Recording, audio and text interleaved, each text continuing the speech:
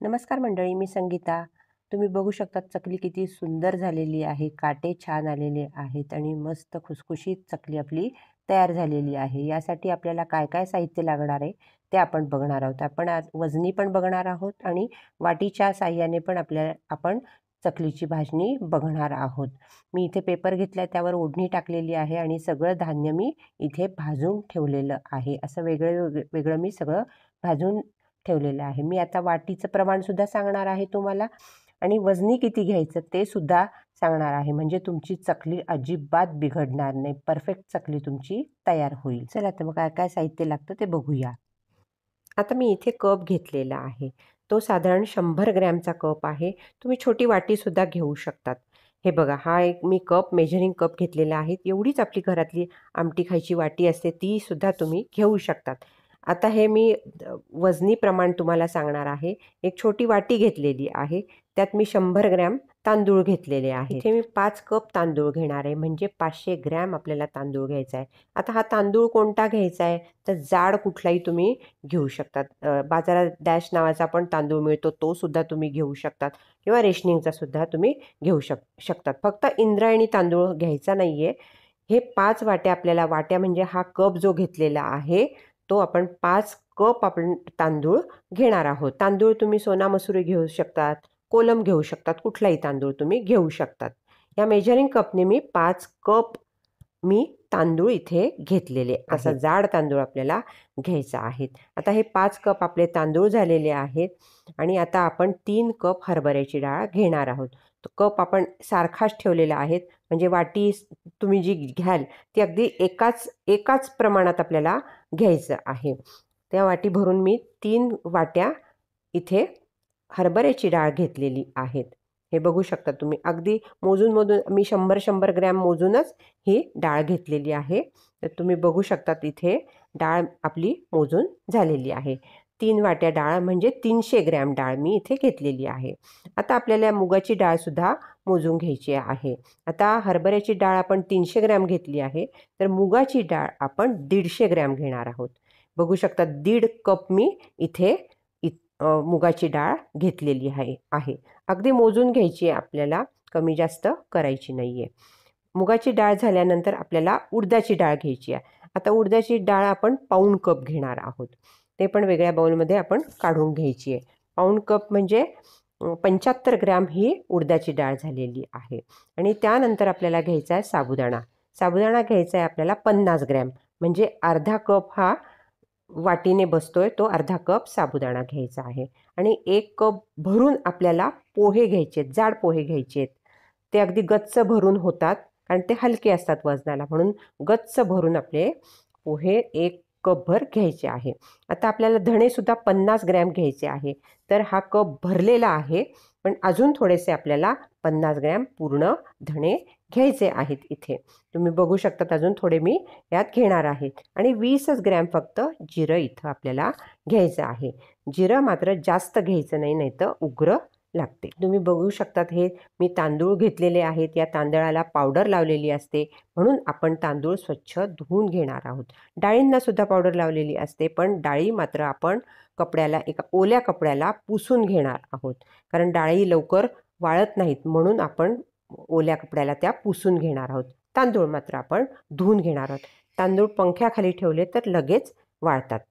ही मुगाची डाळ आहे. 5 कप, परत एकदा मी सांगते, 5 कप मी तांदूळ घेतलेले आहे. 3 कप हरभऱ्याची डाळ घेतलेली आहे. त्याच्या निम्मे 1.5 कप मुगाची डाळ घेतलेली आहे आणि पाऊण कप आपण उडदाची डाळ घेतलेली आहे. त्यानंतर आपण 1 कप पोहे घेतलेले आहे, गच्च भरून पोहे घेतलेले आहे. अर्धा कप साबुदाणा घेतलेला आहे. 50 ग्रॅम पोहे आणि 50 ग्रॅम साबुदाणा घेतलेला आहे. साबुदाणा जड असल्यामुळे तो अर्धाच कप घ्यायचा. पोहे हलके असतात म्हणून 1 कप भरून ते झालेले आहेत. आणि 1 कपभर आपल्याला धणे घ्यायचे आहेत. तर ते 43 ग्रॅमच बसले, पण त्यानंतरही मी थोडेसे धणे त्यात घातलेले आहेत. साबुदाणासुद्धा आपल्याला भाजून घ्यायचा आहे आणि जिरं आपल्याला घ्यायचं आहे 20 ग्रॅम. हे सगळं आपण इथे काढून घेतलेलं आहे.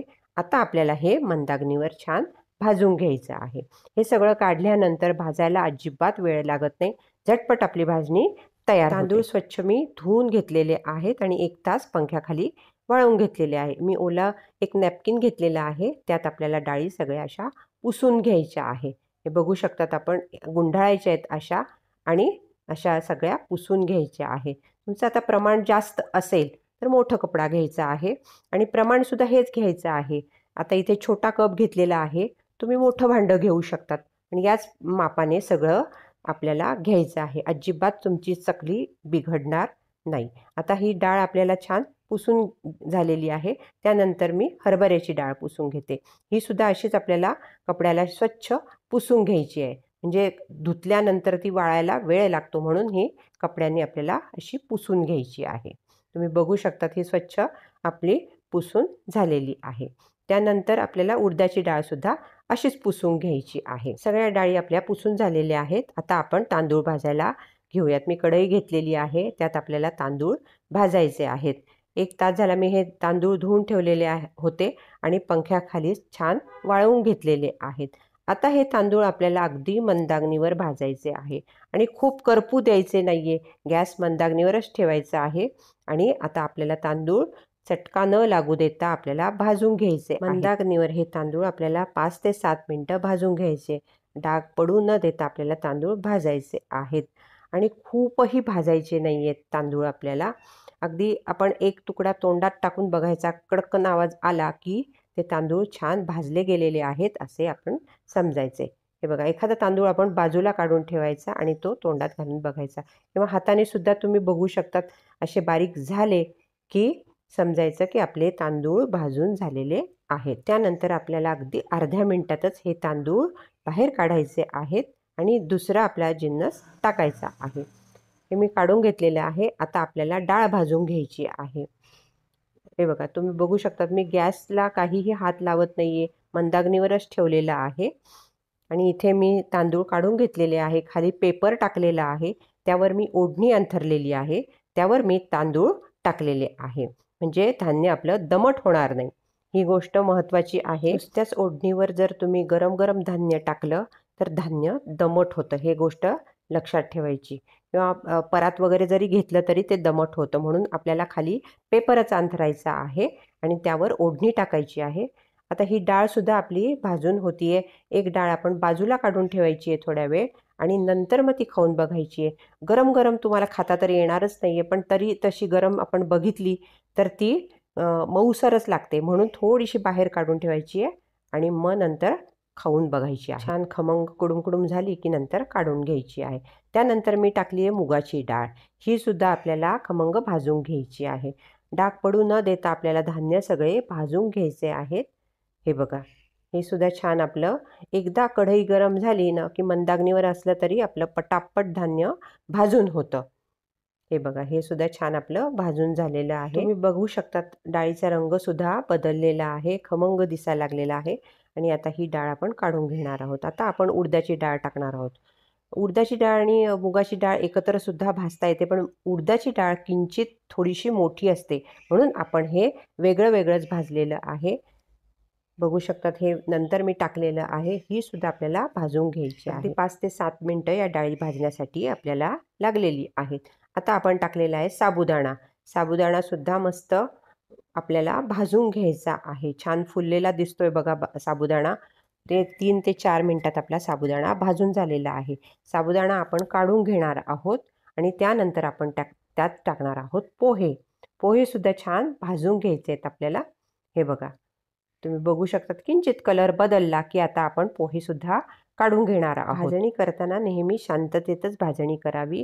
गडबडीत भाजणी कृपया करू नये. कारण काय की मोठा गॅस जर करून तुम्ही भाजली तर ती जास्त भाजली जाते. आता मी धणे टाकलेले आहे. धणेसुद्धा आपल्याला गावरान धणे घ्यायचे आहेत. तुम्ही बघू शकतात हे छान आपल्याला भाजून घ्यायचे आहेत.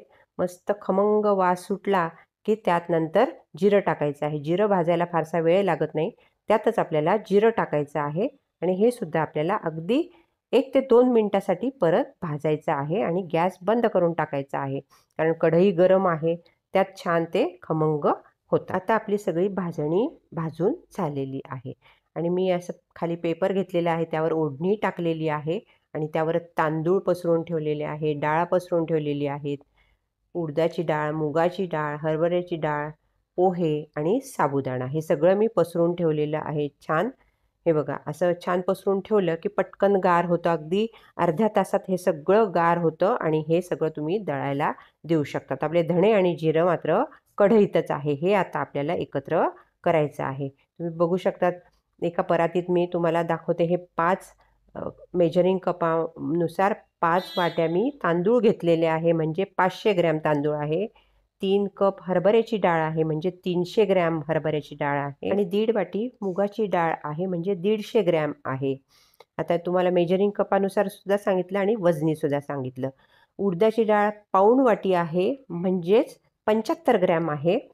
आणि त्यानंतर आपण 1 वाटी पोहे घेतलेले आहेत, ते आहेत 50 ग्रॅम पोहे. जाड पोहे घेतलेले आहेत, ते सुद्धा आपण भाजून घेतलेले आहे.